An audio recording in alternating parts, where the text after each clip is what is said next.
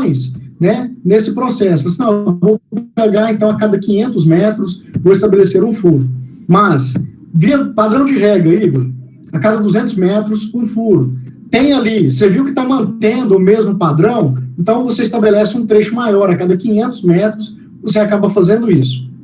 Normalmente, em situações muito elevadas, de altimetria, né, elevada, a gente acaba que não preocupa muito com a questão da sondagem no quesito de água. Quando se trata de situações que a gente já vê que o solo é mais úmido, regiões de vale, a gente já preocupa mais com a sondagem para ver a que nível se encontra o lençol freático. Ressalva. Já viram que tem um trecho entre Morrinhos... Não, minto. Entre o Trevo de Pontalina e Professor Jamil, que constantemente o pessoal está fazendo manutenção. Vocês já observaram isso? Não sei qual é a frequência que vocês fazem ali a BR-153, mas esse trajeto, né, da situação que nós temos, por que eles fazem tanta manutenção numa parte ali, numa baixada? É quase depois que você passa ali já o Trevo de Pontalina, já tem ali muita trepidação na pista, de muito remendo que eles já fizeram. E quando começa o período chuvoso, aquilo ali escama tudo, sai e vira uma bagunça. Aquilo ali, pessoal, o que é?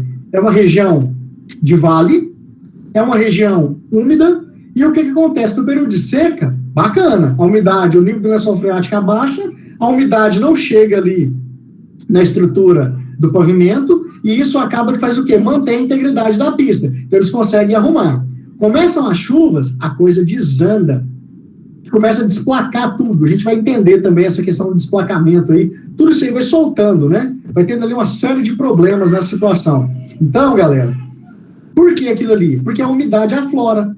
A umidade muito elevada, essa umidade muito alta, né? Acaba que gera, então, muita dor de cabeça, né? Para a pavimentação. Então, esses pontos de vale baixos, com muita umidade no solo, são os que mais nos preocupam. Então, esse é um ponto aí que a gente tem que ter um cuidado extremo para não fazer bobagem. Tá? Professor, sim. Ali também acontece muito nesse trecho que eu conheço, depois que terceirizou até que sumiu. Quando você quer essa ondulação no asfalto, principalmente onde os caminhões mais passam, né? Que normalmente acontece lá na serra mesmo, vencendo a serra. Isso também é questão de umidade também? Pode estar... Não, aí já é um outro problema, é uma outra patologia que aparece na pista, patologia e desrespeito. Tem duas situações aí. A patologia, ela já é uma condição de grande quantidade de uso de emulsão asfáltica, tá? Então, você tem ali muita emulsão asfáltica, né, e pouco agregado. E isso cria essa ondulação na pista, essa juntada de material ali, de CBUQ, que é o capeamento, né? Então, essa juntada lateral dele ali é por essa quantidade. Então, a mistura que foi feita de maneira errada, equivocada. Então, isso é um problema. Mas, ali não é esse o problema. O problema existente ali chama-se desrespeito. O que é o desrespeito? O desrespeito é os caminhões que vêm com carga superior ao que é permitido no entre-eixo deles. E isso acaba que faz o quê? O asfalto ele é projetado para uma carga, para uma pressão. Todo e qualquer pavimento você projeta ele para uma pressão. Então, esses caminhões com cargas elevadas dentro da sua carga, né, da sua montagem de estrutura, isso acaba fazendo o quê? Isso acaba infringindo diretamente a estrutura do seu pavimento. Então, ele não suporta aquela carga, então o que ele faz? Ele acaba que espreme o pavimento, jogando para as laterais ali, nada mais, nada menos, então, que esse material, que seria o quê? A brita e a emulsão asfáltica ali, ok? O betume. Esse é um exemplo, ali em Goiatuba, ali perto do ginásio também, mas eu acho que ele é mais patológico também, igual o senhor explicou aí. Você fala, quando você entra em GO para a faculdade ali, tinha um monte de buraco ali naquela parte? Isso. Não, aquilo ali é falta de vergonha na cara mesmo. Não é? Aquilo ali não justifica nem mais o problema, não. Aquilo ali já é falta de comprometimento populacional mesmo, né? Do governo para com a população. Porque ali, na verdade, pessoal, não é uma área úmida, não é uma área... Aquilo ali ficou por anos, acho que agora que arrumou, hein? Aquilo ali acho que ficou... Eu tenho, desde 2016, na Unicerrado, então tem para 5 anos, eu comecei o processo de ir para ali. Então, assim, dentro desse período aí, acho que agora que arrumou, ficou por mais de 3 anos e meio, 4 anos quase, aquilo ali completamente intransitável, da quantidade de panelas que tinha ali naquele local. Mas essa parte aí não é esse o problema. Então tá, pessoal. Os ônibus, era tão feio lá que os ônibus andavam até na contramão, porque tinha vezes que não dava para passar lá, para fazer eu sempre passei na contramão. Tinha jeito, né? Não, eu sempre passei na contramão, não porque eu estava desrespeitando ali a sinalização, nem nada disso, é porque era intransitável passar ali. Não era só eu, não, era quase todo mundo. Eu passando ali pela contramão. Você não vai arrebentar seu carro ali. Não tinha condição de passar ali naquele local, né? Então ali realmente foi algo que foi desleixo mesmo, tá? Aquilo ali, surgiu os problemas, a patologia, que é normal acontecer em qualquer pavimento, mas não houve ali o devido cuidado mesmo para poder se estabelecer. Então, pessoal, retomando aí a nossa linha de raciocínio. Nós passamos, então, aí por um processo de compreender, né, tudo isso que a gente está falando e tratando é para discutir uma coisinha chamada de subleito. O subleito, ele nada mais é do que o primeiro tratamento que você faz no solo natural. Ele é meu terreno natural. E esse terreno natural pode ser que eu tenha que passar aí por um processo de melhoramento. Tá? Esse melhorar da minha estrutura de solo, ele é algo que eu realmente preciso, né, fazer. Professor, tem solos que eu vou trabalhar menos ele? Tem solos que são mais resistentes. Por isso que você faz esses ensaios. Então, o primeiro ensaio que nós falamos aí, pessoal, foi o que mesmo? Foi o ensaio de sondagem. Ele tem aí a sua finalidade para ver diretamente aí o meu subleito. O segundo ensaio que nós falamos aí chama-se CBR, ou Índice de Suporte Califórnia. Ok? Abre um parênteses aí agora nas suas anotações e você vai colocar aí a nossa atividade. Essa atividade você vai fazer ela na semana que vem. Semana que vem nós não teremos aula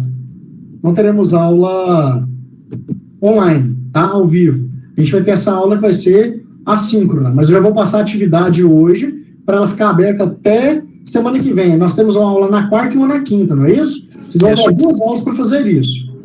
O que é CBR mesmo? CBR aí, o que é ele? Ele é um ensaio responsável para a verificação da capacidade de carga no solo.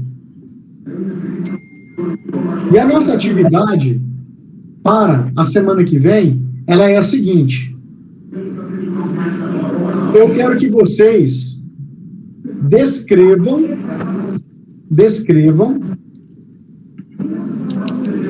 o ensaio de CBR. O ensaio de CBR, na verdade, pessoal, ele é um composto de ensaios. Ele não é um único ensaio, não. Ele é um composto de ensaios. Certo? Eu escrevi isso, era parte do meu TCC. Muito bom, tá vendo? Já tem, então, né, Joyce? Tá basicamente pronto aí, isso aí. Então, vocês vão colocar o que é o CBR. O que é esse CBR, para que serve esse CBR, vai descrever o ensaio. Lembrando, CBR não é um único ensaio, é uma composição de ensaios, que é o quê? Quais são os ensaios que compõem o CBR? Anota para você saber se você está pesquisando no caminho certo. Ensaio de Proctor. Ensaio de Proctor.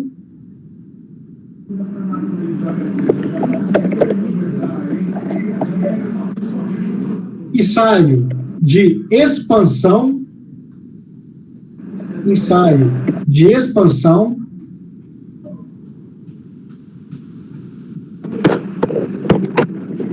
E ensaio de penetração. Joyce, muta o seu trem aí, ó. Tá dando erro.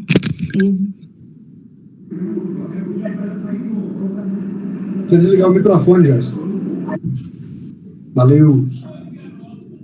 O que acontece? Então, nós temos aí 3 ensaios. Ensaio de Proctor. Você vai entender a finalidade do ensaio de Proctor. e é bom que você vai dar uma revisada legal aí nessa parte de compactação, vai ser bacana. Você vai olhar para mim aí o ensaio de expansão, certo? E vai ver também o ensaio de penetração. Então, o CBR compõe esses 3 elementos. Eu quero que você fale só desses 3 elementos? Não. Eu quero que você fale para mim que o CBR ele vai de uma escala de 0 a 10. Eu quero saber o que representam os números que você encontra no CBR. Isso é o mais importante de um ensaio, gente. Isso é mais importante de um exame. Imagina, você vai lá e faz um exame de sangue, aí suas plaquetas estão assim, 1000. Ué, o que esse 1000 significa? Eu estou bem, eu estou morrendo, eu estou o quê? Entende? Então, esses números que o CBR gera para nós, 3, 2, 5, 10, o que isso significa? Então, isso é algo que nós precisamos aqui para poder entender, né, esse elemento. E só para deixar claro, se as suas plaquetas estiverem em 1000, você está morrendo, tá? Então, o que acontece? Isso é algo para a gente poder verificar e analisar. Esse é o primeiro ponto que você vai ver. Eu vou deixar os dois para você postar. São 2 atividades. Você vai ficar com as 2 para postar. Uma na quarta-feira, se você quiser. Outra na quinta. Você pode postar as 2 na quinta-feira. Todas as 2 vão fechar o prazo na quinta-feira. Outra situação. Você vai achar para mim e vai explicar o que é o ensaio triaxial. Professor, triaxial que eu conheço é só aquele alto-falante que eu coloquei na porta do meu carro. Né, Samuel? Não? Sei de nada, não. Então, ensaio triaxial ou de adensamento. Você pode encontrar ele com os 2 nomes. Gente, se não fosse a jossa dessa pandemia, ia marcar uma visita técnica massa para vocês no laboratório que acompanhou o desenvolvimento do aeroporto de Goiânia, que é a LTEC, que é do amigo meu, do Paulo. E assim, muito massa o laboratório dele. Não é muito grande, são 2 galpões pequenos, os galpões não são muito grandes, mas ele tem uma estrutura fodástica, assim, de ensaio. E daria para a gente ver essas coisas todas acontecendo, assim, maravilhosamente bem, sabe? Eu vou ver se ele faz umas filmagens pra gente, vou ligar para ele amanhã, trocar uma ideia, e se ele faz alguns vídeos fazendo esses ensaios, sabe? Porque aí a gente vê dentro de um campo profissional mesmo, e é uma área bacana, tá, gente? Quem tiver interesse aí em ser engenheiro de laboratório, é massa, viu? Fala, Joyce. O Brunão estava fazendo estágio com você? Brunão? É. Brunão, o Brunão é meu súdito. Não, o Everton, eu quero um estágio daquele. Aqui lá, um estágio, me põe trabalhar de graça, de badeco. Mas qualquer lá... coisa, né, Joyce? Você viu o que é fera? O que o Brunão tá fazendo? O Brunão tá aprendendo um negócio assim, outro nível. Não, eu estou utilizando todos os stories de vocês, eu fico apaixonada. É outro nível. Depois a gente vai conversar um pouquinho sobre engenharia diagnóstica, para vocês entenderem mais. Na verdade, essa parte que o Brunão tá, é um braço da minha empresa, que eu estendi ela e tracei uma parceria com o Plínio, né, nessa parte. Eu já tinha idealizado essa estrutura e um dia de conversa de boteco com o Plínio meio que topou a maluquice, né, porque a gente não tinha nada, a gente só tinha o conhecimento que aquilo existia, né. Então, eu já tinha algumas coisas estabelecidas. Em cima disso, eu peguei e propus algumas situações para ele, e acabou que o negócio tomou forma e guinou maravilhosamente bem. E nisso, o Brunão, ele foi... É engraçado, gente, contando essa história aqui para vocês, aqui até por distração mesmo um pouco. O Brunão, ele foi abduzido, assim. Ele estava um dia de bobeira, e vendo eu e o Plínio fazendo umas coisas e tal, em alguns stories. Aí o Brunão pegou e comentou, né? Comentou um story. Falou assim, próxima vez que vocês for aí, me chama, só para me ver como é que é. Aí, né, né? Vamos chamar o Brunão, né? O Brunão vai lá com a gente. E ele pegou, foi para Brasília conosco. Aí, lá, a gente achou que o Brunão ia ser telespectador, né, da história. Só que aí o Brunão foi e começou a tomar frente nos negócios, chegou lá, arrancou uns 3 livros de dentro da mochila, engenharia diagnóstica, não sei o que lá e tal, e ele falou, uai, acabou que tá empenhado mesmo, né, ele tá querendo a vaga, né. E a gente deixou, o Plínio deixou ele, né, falei assim, vamos ver o que ele vai fazer. E ele tomou frente em algumas coisas, né? Falou, posso realizar aqui a parte de carbonatação e tal, posso ir fazendo aqui? Mas não, pode fazer aí. A gente só ia acompanhando para ver se ele não estava fazendo bobagem, né? Aí ele abria o livro, pesquisava ali, lia o negócio, organizava, né? Fazia os compostos químicos que precisa fazer e tal. E a gente só observando, eu e o Plínio vendo ele, né? E sempre o Plínio conversando em paralelo, né? Falou, o Brunão tá querendo a vaga, né, cara? Ele tá querendo ser súdito aqui no negócio. Então, na verdade, a gente não contratou o Brunão. O Brunão, ele se autocontratou nessa história, sabe? Ele veio para nos ajudar e ele destacou muito, assim, profissionalmente falando, trabalhando com a gente ali, a gente ficou impressionado com a desenvoltura do Brunão, sabe? Assim, eu fiquei...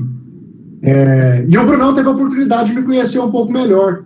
Ele conheceu mais a minha pessoa, porque, na verdade, ele tinha a visão minha só de professor, né? E ele não sabia como é que eram os bastidores do negócio. Então, ele teve essa parceria ali com a gente. E o Brunão está com nós hoje aí na engenharia diagnóstica. Então, essa é um braço da Império. A Império hoje ela atua na parte de avaliações imobiliárias, né? Ela atua no ramo de construção, ela atua no ramo de desenvolvimento de projetos, né? E ela atua com engenharia diagnóstica agora, que é o braço mais novo que a gente abriu. Então, a gente está tendo uma expansão nos leques aí da empresa e está dando certo. Trabalha muito, correria, tudo, mas tem dado certo. Acho que vale muito a pena aí, quem tem interesse em conhecer um pouquinho, talvez seja uma área bacana. Mas é uma área extremamente cara. Não o serviço é caro, o equipamento. Muito caro. O equipamento é diferenciado e você quase não se vê assim, né? Dizendo. Não. Você anda com a mochila que você está carregando ali R$200 mil na mochila. Sim. Pra vocês terem uma ideia. Uma mochila. Então, é muito caro. Então, assim, o que agrega o valor ao serviço? O equipamento que você tem. Fora que tem poucas empresas que trabalham com isso hoje em dia. Em Goiânia, a nível... Não é porque a gente, mas a nível... Vou falar nível Goiás. Só Goiânia não, nível Goiás. Com o equipamento que nós temos, só nós temos. É porque equipamento é igual um médico. Se você tem um equipamento bom, ele é diferenciado. Na engenharia é o mesmo modelo. Exatamente. A câmera, por exemplo, a câmera mesmo que nós temos aqui em Goiás, só a gente tem ela, a câmera térmica, né? A gente tem. O Brunão adora exibir a câmera térmica. Uhum. Sempre vejo as histórias dele lá, ele tá exibindo a câmera térmica. Então, assim... Tem gente que a gente não quer nada, né, Everton? Mas, às vezes, a gente quer uma oportunidade de poder mostrar o que a gente sabe, né? O conhecimento da gente. A gente tem a oportunidade de mostrar o que a gente realmente está capaz de produzir, que a gente faz. Eu trabalho com essa parte de engenharia diagnóstica desde 2009. Foi o primeiro serviço que eu fiz. E vinha sempre fazendo isso em paralelo às coisas que eu faço. Mas por inúmeras vezes eu chamei já algumas pessoas, quando eu peguei um serviço um tempo atrás em Palmas. Não sei se vocês lembram que o Jotinha viajou comigo? Lembro. Lembrei? O Jotinha foi para Palmas comigo. Ele foi fazer um serviço comigo gigante também, na parte de engenharia diagnóstica, no Correios, né, lá em Palmas. Então, o que acontece? O Jotinha ficou encantado. Falou, putz, cara, que negócio massa, né? Eu nem sabia que a engenharia fazia isso, né? Tinha essa parte aqui da engenharia. E ele viu lá uma série de ensaios lá, né? Um monte de ensaios que, às vezes, vocês escutam falar, assim, aleatoriamente na sala de aula, né? E acaba que não vê isso se materializando. Então, é algo importante. E a gente chegou a atuar em algumas coisas bem bacanas, né? Eu, particularmente, não esperava, nesse momento, estar fazendo um estádio, igual a gente está fazendo o estádio de Pirinópolis, né? Das Cavalhadas lá de Pirinópolis. Então, assim, foi muito bacana. Essa parte foi uma área que eu acreditei nela, o Plínio acreditou na minha maluquice, né? E, com isso, a coisa andou bem. E acabou que nós ficamos meio que já separados, assim, né? O Plínio dentro da área mais técnica, né? Não que eu não faça, eu faço também sem nenhum problema, mas o Plínio assumiu essa característica mais técnica e eu assumi mais a característica executiva e comercial, né, assim, a coisa mais, para a coisa andar mais. Então, assim, ficou... A gente não dividiu, a gente nunca sentou para ter essa conversa, você fica com isso, eu fico aqui, não teve isso. Foi natural mesmo com que a gente tinha conversado e tudo, e ele foi, porque o Plínio, o mestrado dele é na parte de patologias, né? Então, assim, já caminhou essa situação toda, e uma das partes de estudo que eu tive ao longo do que eu já estudei foi a minha especialização, que eu tenho boa parte dela voltada para a parte de patologias em estruturas.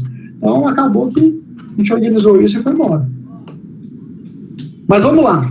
Galerinha, seguindo aí, então, isso que a gente estava falando aqui por questões do subleito, nós deixamos, então, 2 atividades para serem feitas para a semana que vem. Ressalto, semana que vem a aula não é presencial, mas você tem o horário da aula para fazer as 2 pesquisas. O que eu acho importante? Só o horário da aula dá para você fazer? Não dá.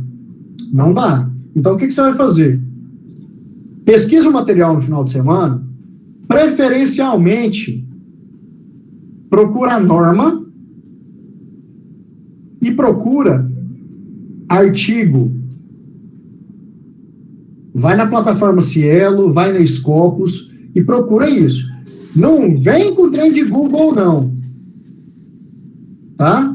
Não Quem vem tem Caps com o Café, trem de Google. aproveita. Como é que é? Quem tem acesso ao Caps Café, aproveita. Quem tiver aí, quem tiver acesso a isso é real, viu, pessoal? Quem tiver acesso ao Caps Café, vai lá, né, e busca, exatamente, a gente fala café, mas é CAF, tá? Mas é o café, você ir lá e ficar sossegado. Lá é uma plataforma excepcional, você tem um monte de coisa. Então, assim, você busca lá e você vai ter essas plataformas todas aí. Eu sempre costumo citar Scopus e Cielo, porque é mais comum. Mas você tem lá umas 200 plataformas, tá? Isso é algo aí bacana para vocês fazerem pesquisa. Quem tiver o acesso, fala, professor, eu não tenho acesso, mas o fulano tem. Pede para o fulano, então, pesquisar lá para você, ou para ele emprestar a senha para você entrar lá, né? Eu acho que pouquíssimas pessoas têm acesso a essa plataforma, mas, né, vou pedir que vocês busquem isso aí, para poder fazer. Então, ensaio de CBR, com todas as suas composições e interpretação do resultado, né? Isso é importante para nós, tá? Outro ponto importante. Espera só um minutinho, por favor, pessoal.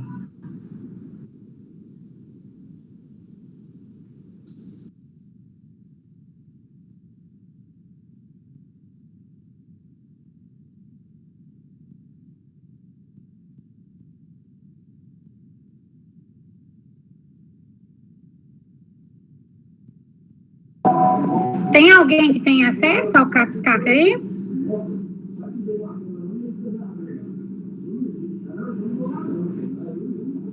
Nem sabia da existência disso. Faz um grupo lá depois dos alunos para a gente fazer, eu tenho acesso.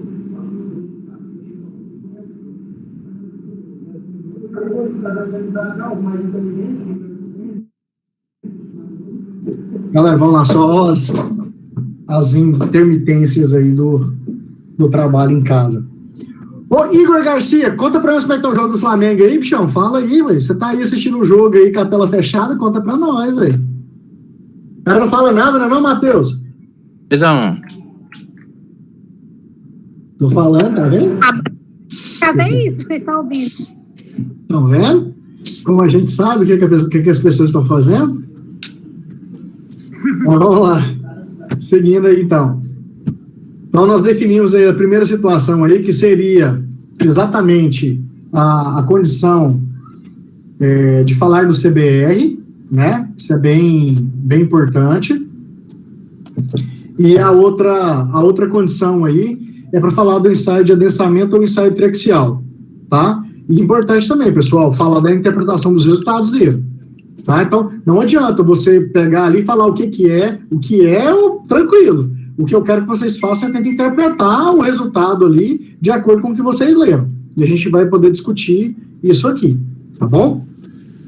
Olha só, Então, nós estamos trabalhando só um elemento até agora do meu pavimento. Estou trabalhando no meu subleito. E para me chegar a mexer no meu subleito, eu preciso fazer o estaqueamento da minha pista. Tá?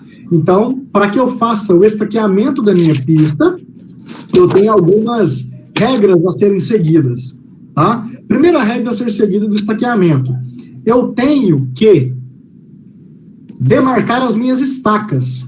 Toda estaca, ela terá um nome, onde será acompanhada pela letra E e uma numeração. Então, E e uma numeração. Então, isso é o nome da minha estaca. Estaca E1, estaca E2, estaca E3, estaca E4, e assim sucessivamente. Essas estacas, elas possuem um espaçamento determinado para a linha reta. Em linha reta, as estacas são marcadas de 20 em 20 metros. Tá? Então, comecei a marcar lá, minha estaca é 0, meu primeiro ponto, minha estaca inicial, meu PI, né, ponto inicial. E dali eu vou seguir essas numerações, né, de 20 em 20 metros, colocando uma estaca. Pessoal, é uma estaquinha de madeira mesmo, tá? Madeirinha, cortada ali, feita a pontinha nela, né? Então, vai bater ali e vai escrever nela. Estaca é 1, estaca é 2, estaca é 3, e assim você vai saber. Aí, se ela vai de 20 em 20 metros, aí eu falo para você, Ana Laura, eu falo assim, Ana Laura, eu estou na estaca E100. Qual a distância que eu estou do meu ponto inicial?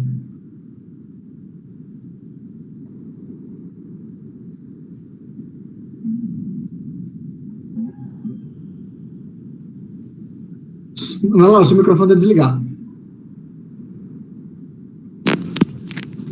Repete a pergunta?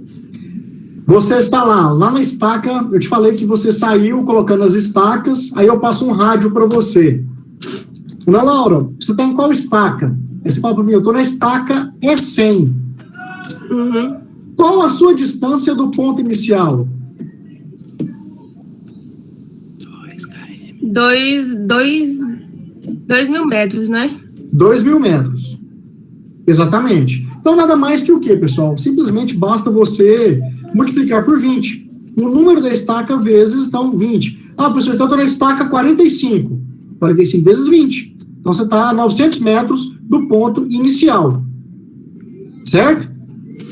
Agora eu faço a inversão da pergunta, que é sempre a pergunta que eu ponho na prova e vocês erram. É assim. Eu fiz aqui na aula, né? Aquelas pegadinhas que adoram aparecer no Instagram. Pergunta na sala, né? A pergunta da prova. Eu falo assim, Ana Laura, o nosso trecho tem 6.000 metros. Você está na estaca E100. Faltam quantas estacas a serem colocadas para encerrar o trecho? 300? E aí, quem concorda com o Cruvinel?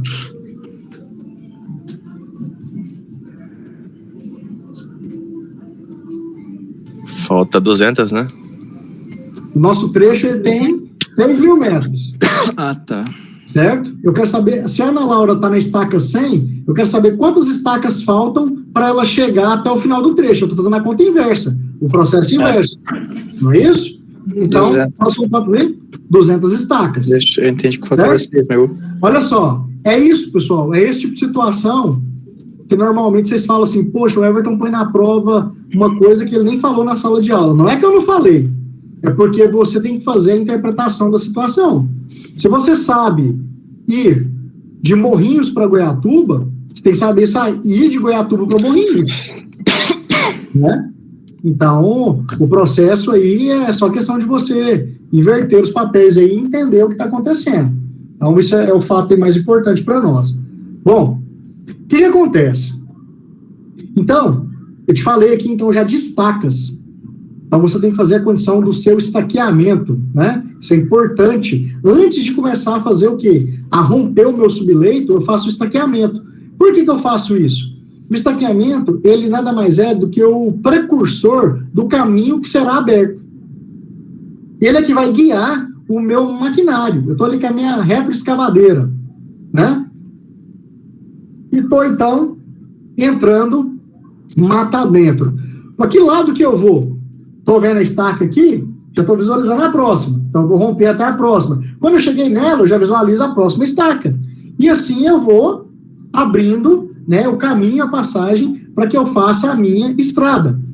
Nessa condição, então, de marcar o meu estaqueamento, como que eu estou marcando o meu estaqueamento? Aleatoriamente? Não. Porque o que antecede a minha estaca é uma coisinha chamada de quê? É o projeto do grid da pista. Então, olha só. Eu comecei a falar para vocês. Eu não sei se eu vou ser feliz nessa estratégia que eu estou criando, mas eu estou te mostrando o final do processo a fim de que você compreenda as etapas que antecedem. Eu tenho aqui, então, eu te falei do subleito, você entendeu basicamente o que é o subleito, eu acredito que você tenha entendido o que é o subleito. O subleito então, faz parte do terreno natural, só que eu não vou chegar ali já mexendo no terreno natural. Antes de mexer no terreno natural, eu tenho que fazer o quê? Eu tenho que colocar as minhas estacas, né, para poder marcar ali qual que é o caminho da minha estrada. Nessa condição do caminho da minha estrada, eu preciso saber por onde a minha estrada vai passar para eu ir colocando as estacas. Então, eu preciso conhecer o chamado grid da pista. Certo? Então, eu tenho que conhecer ali esses elementos. Então, hoje, na aula de hoje, o que nós falamos? Nós falamos aí, então, de estaqueamento, nós falamos de subleito, nós falamos de grid da minha pista. O grid, de onde ele vai sair? Ele vai sair do meu projeto. Ele é o traçado da minha pista dentro do meu projeto. Professor, mas como que eu vou saber se o rumo que eu estou marcando a minha pista é o rumo correto? Eu vou precisar de auxílio de alguma coisa? Vai. Você vai precisar de um auxílio de um teodolito, ou de uma estação total, ou de um GPS geodésico. Certo? Você tem 3 equipamentos aí. O teodolito é o mais simples, mas consegue marcar com ele? Sem dúvida. Ah, tem ali uma estação total. Consigo marcar com ela? Também. Ah, eu tenho um GPS geodésico. Eu consigo marcar com ele? Também. Então, galera, nós temos aqui inúmeras maneiras aí, então, para a gente poder fazer o quê? Para a gente poder, né, marcar o grid da nossa pista. E assim, esse é o primeiro serviço que acontece na demarcação de uma estrada, galera. É o topógrafo. Esse cara, quando o Rubens reclama para vocês lá, que ele fala que engenheiro civil não sofre nada, eu vou ser sincero com vocês, eu vou concordar com o Rubens. Por quê? Quando o engenheiro já entra para poder trabalhar na pista, eles já fizeram o mais difícil, já abriu a estrada, já tem pelo menos o local, né, para você poder trabalhar. Então, isso é algo aí, para nós, bem importante, tá? Para a gente poder saber como fazer aí e seguir. Beleza? Galera, muita informação na aula de hoje, né? Na parte de estradas aí. Dúvidas?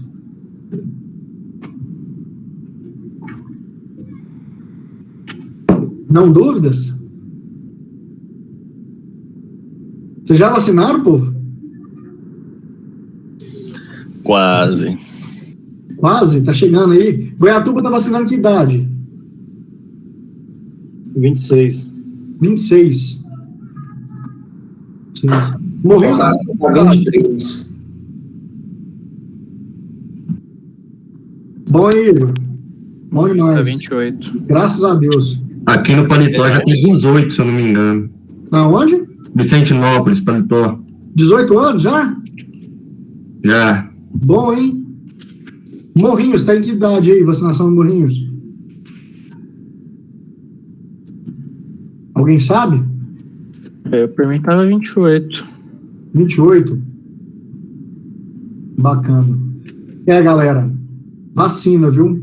Vacina, não tem outra situação para nós, não. Vacinando, o negócio já tá tenso. Sem vacinar, então, e assim, dado aí artigo primeira mão aí para já confirmado as situações. 97% das pessoas que estão falecendo com Covid negaram a vacina. Tá? 97%. É muita coisa, gente. É ignorante demais ainda negando. Gente, seguinte. Se você acredita no chip, porque eu sei que tem gente que acredita no chip, que tá implantando o chip. Tá bem? Se o chip passar na ponta daquela porra, daquela agulha, eu vou te falar um negócio. Ninguém vai poder. É um chip muito revolucionário, né? Revolucionário. Entendeu? Então, assim, muito cuidado aí com essas maluquices aí. E o pior de tudo, gente, tem professor de vocês que acredita nessa maluquice, cara. Não, tô preocupada com o chip, não, eu só quero estar imunizada. Imagino quem são os professores. Não, tem uns caras malucos, tem uns professores que acreditam nisso, bicho, mas... não, eu não... Cada doido com a sua mania, né, não, ô Igor? Cada maluco aí com a sua crença. Então, galera, chegou sua vez aí, vai lá, bota o bração e 3-1. Hã? 3-1. Pronto, acabou, tá tudo certo. Gente, por hoje, então, é só. Vou abrir lá agora no Classroom para vocês colocarem aí a imagem da atividade. Fecha meia-noite, tá? Essa é a nossa segunda atividade. Lembrando, semana que vem terá atividade 3, tá? Eu vou abrir ela hoje também. Vou fazer a atividade 3, vou colocar lá para você colocar. Nós teremos atividade 3 e atividade 4. Atividade 3, ensaio de CBR. Atividade 4, ensaio triaxial, tá? Vocês acham que fica muito apertado deixar para a semana que vem? Ou vocês preferem que eu deixe para outra semana? Eu não tenho problema em deixar para outra semana também, não. Dá um prazo a mais para vocês. Eu não sei como os outros professores estão comportando aí nas disciplinas dele. Por enquanto é suave, não passou nada, tá tudo em paz. Então, assim, vocês preferem que tenha 2 semanas ou uma semana mesmo dá para fazer? Não, 2. Ele faz um trem bem feito. Não, para mim é tranquilo, gente. Isso aí, com relação a prazo, tô sossegado. Com relação a isso aí, não tem problema. Vamos quebrar, então. Vamos fazer assim, ó. Semana que vem, na quinta, para quinta-feira, eu ponho o CBR e deixo o ensaio de traxial para outra semana, que a gente fraciona para vocês lançarem. Pode ser assim? Professor, Voltado. para hoje é o quê? Hã? Para hoje. Para hoje é o resumo da aula, né? Sim, okay. Já definido só isso. É só anotação aí. O que você anotou aí da aula aí, só pega e posta lá pra gente no... Tô anotando no Word. Algum problema? Nada não, né? Como é que é? Tô anotando no Word. Não. Nada não. De boa. Pode colocar lá. Quanto a isso aí, não tem problema não. Galera, então só vou fazer um print aqui da tela pra gente. Só pra gente postar mesmo no Instagram e passar inveja nos outros, que a sala tá cheia. Pode falar. Naquela região dos vales que você disse, o que deveria ser feito para não ter o asfalto não ser danificado? Bom, ali tem que fazer um melhoramento na estrutura de solo. Esse melhoramento da estrutura de solo de subleito, a gente vai explicar ele melhor para vocês aí e ver algumas técnicas para isso. Eu vou esperar vocês primeiro entenderem a condição de CBR, entender o ensaio traxial, porque são fundamentais para você fazer um melhoramento de solo. Beleza? Então se eu vou falar, fica muito complexo para você entender sem saber que existem esses 2 elementos aí que te auxiliam, tá? Galera, eu vou fazer só um print aqui então, porque a sala tá cheia, é difícil ter uma sala cheia e ter tanta gente assim com a câmera ligada, tá? E detalhe, vai ser massa a hora que eu sair, eu vou ficar aqui esperando para printar a tela só da galera que tá fingindo que tá assistindo a aula e acelerou. Vou esperar todo mundo que tá vendo sair, eu vou printar a tela de novo, só para pegar os caras. Beleza? Então, vamos lá, print aí então, para vocês. Beleza? Galera, brigadão, grande abraço para vocês. Aquele abraço, é nóis. Vou ficar aqui só esperando para vocês tudo sair e eu pegar os caras que tá fora aqui. Valeu? Valeu.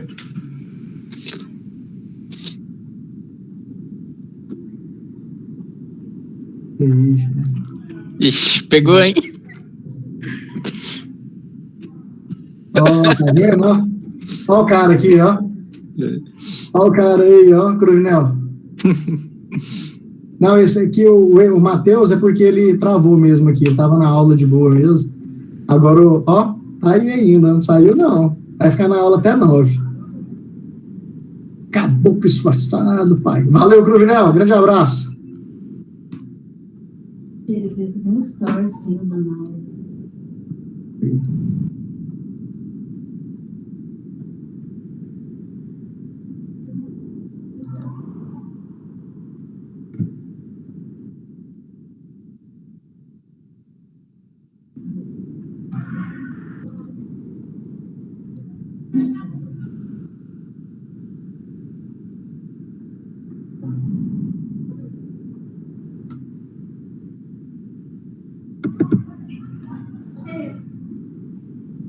Lá na agência, sabe?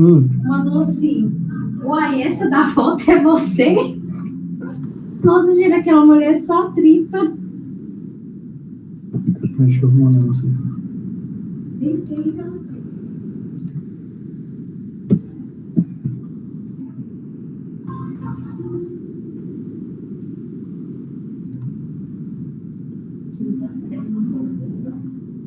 Para, né?